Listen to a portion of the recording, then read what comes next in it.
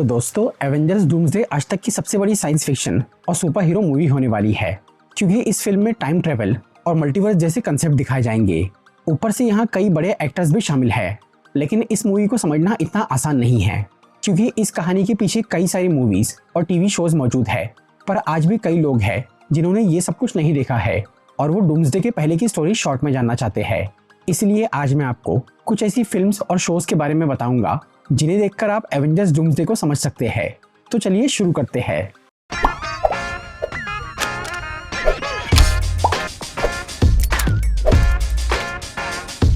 वैसे तो मैं MCU की आज तक जितने भी मूवीज रिलीज हुई है उन्हें डिटेल में एक्सप्लेन कर चुका हूँ।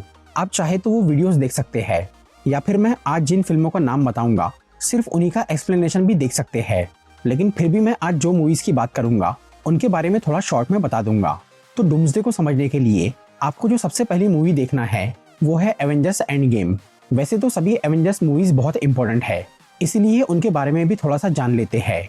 सन 2012 में सबसे पहली एवेंजर्स मूवी आई थी, द एवेंजर्स, जहां अलग अलग सुपर हीरोज मिलकर एक टीम बनाते हैं और वो थॉर के सौतेले भाई लोकी से लड़ते हैं, जो कि धरती पे कब्जा करना चाह रहा था। फिर 2015 की एवेंजर्स एज ऑफ अल्ट्रॉन में टोनी स्टार्क यानी आयरन मैन का बनाया हुआ AI प्रोग्राम अल्ट्रॉन, जिसे दुनिया की रक्षा के लिए बनाया गया था, वो इंसानों को ही दुनिया के लिए खतरा मान लेता है और उन्हें मारने पे तुल जाता है। तब सभी एवेंजर्स मिलकर उसे रोकते हैं। इसके बाद है 2018 की एवेंजर्स इन्फिनिटी वॉर। इस मूवी में थैनोस नाम का एक खतरनाक एलियन इन्फिनिटी स्टोन्स यानी कुछ शक्तिशाली पत्थरों की मदद से यूनिवर्स की आधी पॉपुलेशन को मारने निकल जाता है, क्योंकि उसे लगता था कि इससे ब्रह्मांड में संतुलन बनेगा और फिर बाकी सब लोग अच्छे से जी पाएंगे। तब सभी एवेंजर्स थैनोस को रोकने की कोशिश करते हैं, लेकिन वो हार जाते हैं और थैनोस इन्फिनिटी स्टोन्स जमा करके ब्रह्मांड की आधी आबादी को मिटा देता है, जिसकी वजह से कई सारे सुपर हीरोज भी मारे जाते हैं। फिर आती है 2019 की एवेंजर्स एंड गेम। इस फिल्म में थैनोस वो इन्फिनिटी स्टोन्स को भी तबाह कर देता है ताकि कोई उसकी करनी को पलट ना सके। तब बचे हुए सुपर हीरोज उस थैनोस को मारते हैं और वो टाइम ट्रेवल से अतीत में जाकर दूसरे इन्फिनिटी स्टोन्स जमा करते हैं और उससे यूनिवर्स की आधी पॉपुलेशन को वापस लाते हैं। पर तभी अतीत का थैनोस उनका ये मकसद जान लेता है और वो वर्तमान में आकर एवेंजर्स से लड़ाई करता है। आखिर में आयरन मैन अपनी कुर्बानी देकर थैनोस और उसकी सेना को खत्म करता है। एवेंजर्स एंड गेम इस लिस्ट में सबसे इंपॉर्टेंट मूवी है, क्योंकि डूम्सडे को एंड गेम का ही सीक्वल कहा जा रहा है। इसीलिए हो सके तो इस फिल्म को जरूर देखिए। एंड गेम के बाद जो सबसे खास टॉपिक है वो है लोकी टीवी सीरीज, जहां हमें पहली बार मल्टीवर्स के बारे में पता चला, यानी कई सारे अलग अलग ब्रह्मांड।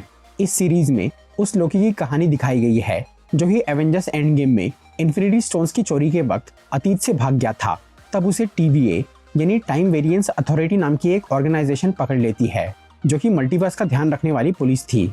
और TVA के मुताबिक लोकी ने अपने समय से भागकर गलती की थी, जिससे ब्रह्मांड का संतुलन बिगड़ रहा था। इसीलिए वो लोग उसे गिरफ्तार कर लेते हैं।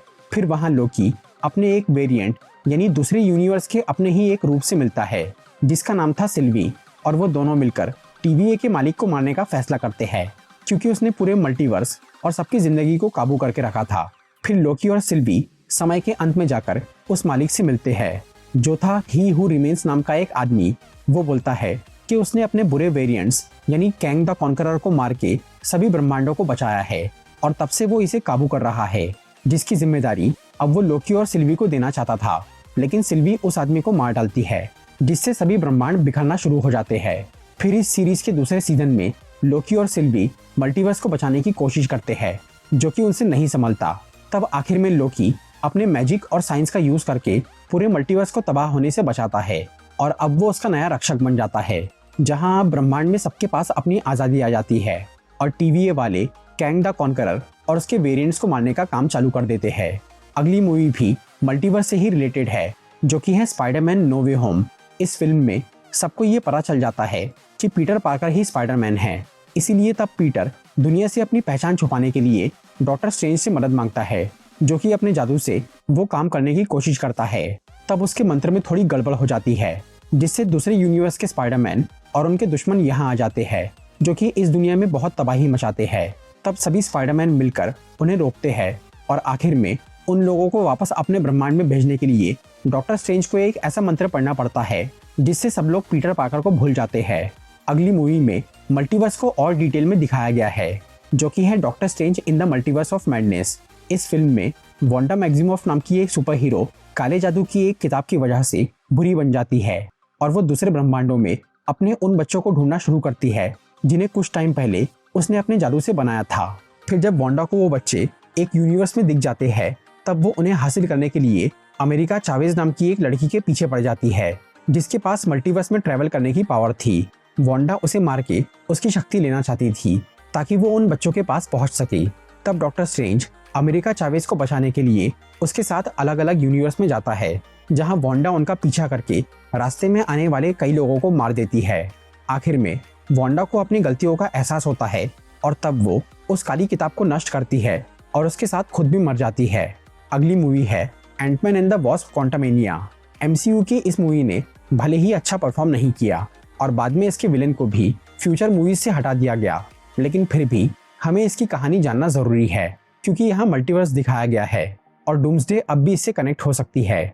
इस फिल्म में Kang the conqueror quantum realm नाम के एक डायमेंशन में फंसा हुआ था और वो वहां से बाहर निकलकर मल्टीवर्स पे कब्जा करना चाह रहा था। तब एंटमैन और उसके दोस्त मिलकर कैंग को रोकते हैं, जिसकी वजह से बाकी सब कैंग सावधान हो जाते हैं क्योंकि उनका एक साथी मारा गया था और उसे मारने वाले लोग उन पे भी हावी हो सकते हैं। अगली मूवी है थंडरबोल्ट्स। एमसीयू की ये रिसेंट मूवी बहुत इंपॉर्टेंट है क्योंकि यहाँ मौजूद सभी कैरेक्टर्स एवेंजर्स डूम्सडे में दिखने वाले हैं, जिनका रोल बहुत खास होगा।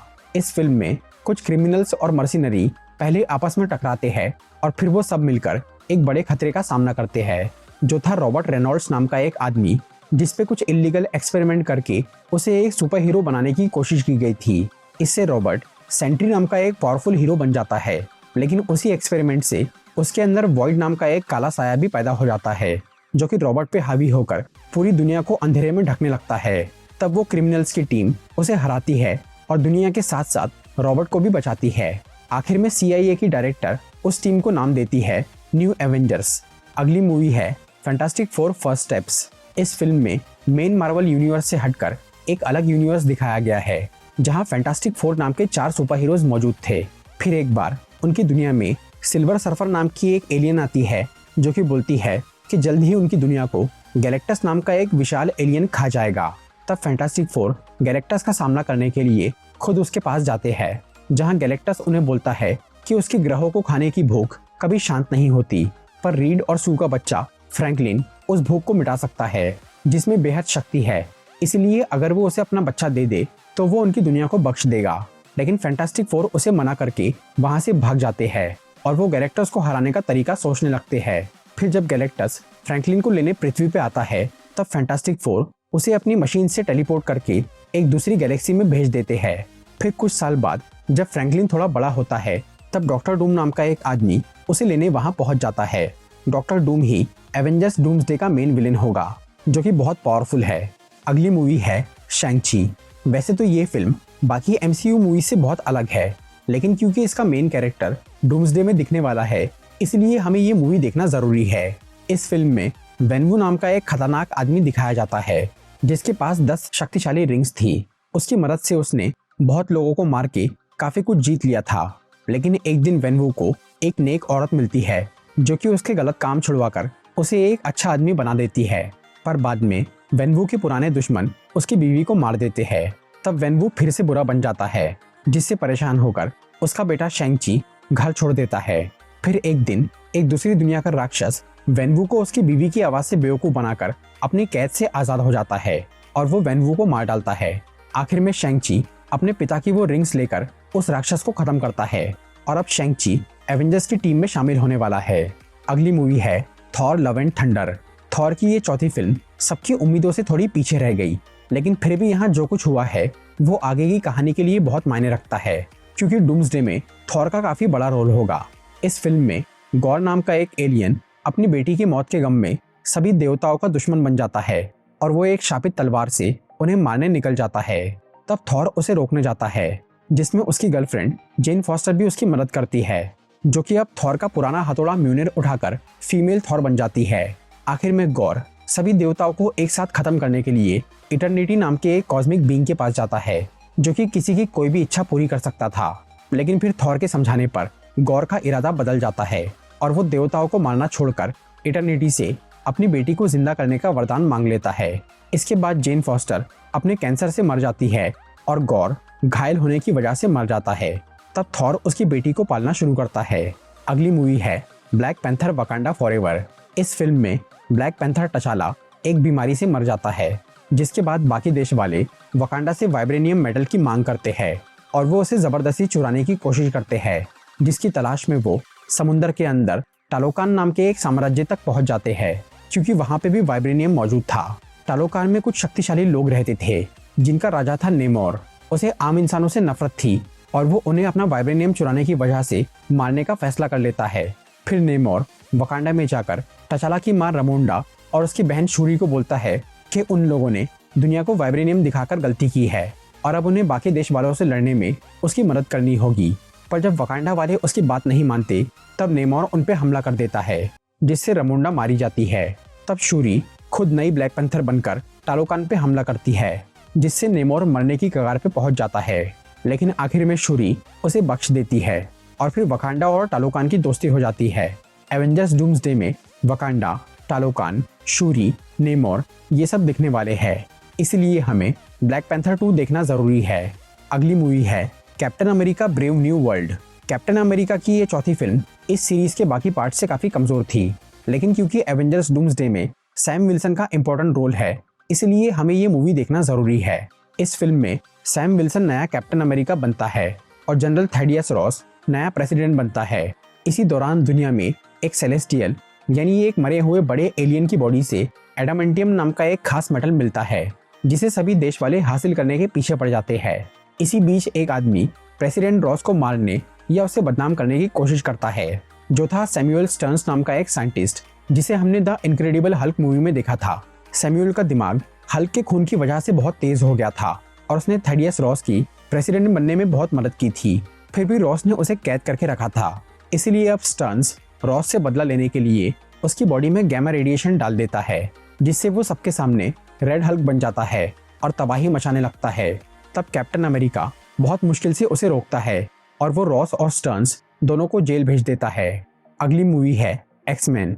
एवेंजर्स डूम्सडे में पुरानी एक्समैन मूवीज का पूरा यूनिवर्स दिखाया जाएगा, इसलिए हमें उनकी कुछ मूवीज देखना जरूरी है, जिसमें सबसे खास है सन 2000 की एक्समैन 1, 2003 की एक्समैन 2 और 2006 की एक्समैन 3। इन तीनों फिल्मों के कई कैरेक्टर्स डूम्सडे में दिखने वाले हैं। इसके अलावा सन 2014 की X Men days of future past भी एक खास मूवी है, क्योंकि उसमें टाइम ट्रेवल दिखाया गया है, जिससे पूरा भविष्य बदल जाता है और मूवी के एंड में एक नई टाइमलाइन शुरू होती है। एवेंजर्स डूम्सडे में एक्समैन की यही न्यू टाइमलाइन दिखाई जा सकती है। अगर आपको इन सब फिल्मों की स्टोरी जानना हो तो मैंने रिसेंटली एक वीडियो में एक्समैन की सभी मूवीज को एक्सप्लेन किया है, इसलिए वो वीडियो जरूर देखिए। आखिरी मूवी है डेडपूल एंड वुल्वरीन। हालांकि इस फिल्म के मेन कैरेक्टर्स अभी डूम्सडे की कास्ट में नहीं हैं, लेकिन फिर भी वो मूवी में दिख सकते हैं। पर इस मूवी का एक कैरेक्टर डूम्सडे में कंफर्म है, जो कि है गैम्बिट। इसके अलावा इस फिल्म में मल्टीवर्स और वॉइड नाम की एक स्पेशल लोकेशन दिखाई गई है, जो कि एवेंजर्स 5 और 6 की स्टोरी के लिए इम्पोर्टेंट हो सकती है, इसलिए डेडपूल 3 भी इस लिस्ट में शामिल है। अगर आपको इस मूवी की स्टोरी जानना हो तो मैंने इसकी एक सेपरेट वीडियो बनाई है और इसे एक्समैन वाली वीडियो में भी एक्सप्लेन किया है। तो ये सब थी वो फिल्म्स जिन्हें एवेंजर्स डूम्सडे को समझने के लिए देखना जरूरी है। वैसे 2023 की द मार्वल्स मूवी इस लिस्ट में नहीं है, लेकिन उस फिल्म के मिड क्रेडिट सीन में एक्समैन का यूनिवर्स दिखाया गया है, इसीलिए वो सीन आगे के लिए थोड़ा इम्पोर्टेंट हो सकता है। इसके अलावा आप चाहे तो MCU की एनिमेटेड सीरीज व्हाट इफ भी देख सकते हैं, जहां मल्टीवर्स और कई कैरेक्टर्स की बढ़िया स्टोरीज दिखाई गई है। तो दोस्तों ये सब थी वो मूवीज जो कि एवेंजर्स डूम्सडे से पहले देखना जरूरी है। अगर आपको ये वीडियो अच्छी लगी हो तो इसे लाइक और शेयर जरूर करिए, और ऐसी ही इंटरेस्टिंग वीडियोस देखने के लिए सब्सक्राइब कीजिए हमारा चैनल और इस बेल आइकन को दबाइए ताकि आपको हमारी वीडियोस सही टाइम पर मिल सके।